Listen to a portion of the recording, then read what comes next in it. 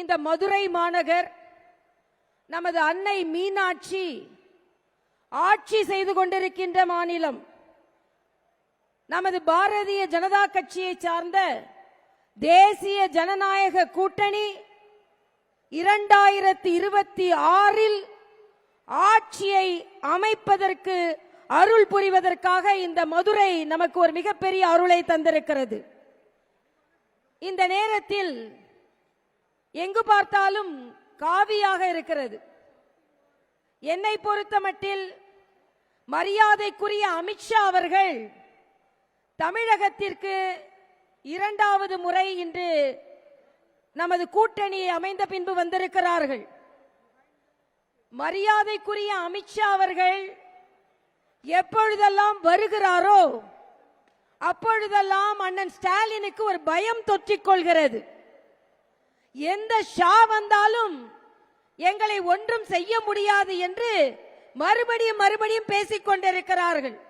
நான் ஒன்றை சொல்கிறேன், இதே திராவிட முன்னேற்ற கழக அரசு கே ஷாவால் தான் கலைக்கப்பட்டது என்பதை நாம் எல்லாம் ஒன்றாக புரிந்து கொள்ள வேண்டும்.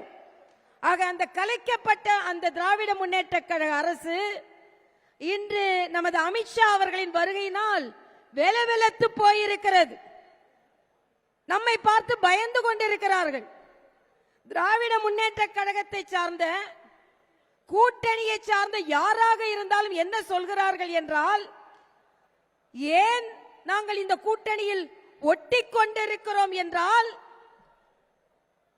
மதவாத பாரதிய ஜனதா கட்சி வந்துவிடும் என்பதால், சங்கிகள் வந்து விடுவார்கள் என்பதால்.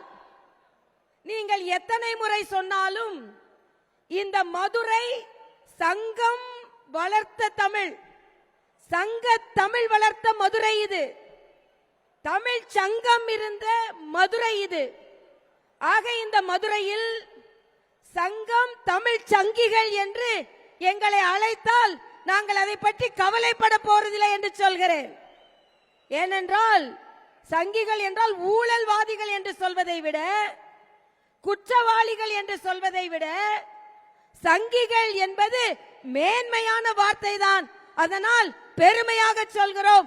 இதே மதுரையில் 22ஆம் தேதி மிகப்பெரிய முருகன் மாநாடு நடக்கிறது. அது தமிழகத்தில் மிகப்பெரிய மாற்றத்தை ஏற்படுத்தும் சங்கிகள் தான்.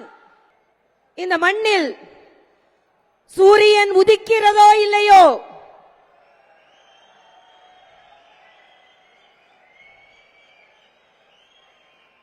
கைகள் உயர்கிறதோ இல்லையோ, தமிழகத்தில் தாமரை மலர்ந்தே தீரும். தமிழகத்தில் தாமரை மலர்ந்தே தீரும். தமிழகத்தில் தாமரை மலர்ந்தே தீரும். செய்திகளை உடனுக்குடனும் துல்லியமாகவும் தெரிந்து கொள்ள சப்ஸ்கிரைப் பண்ணுங்க.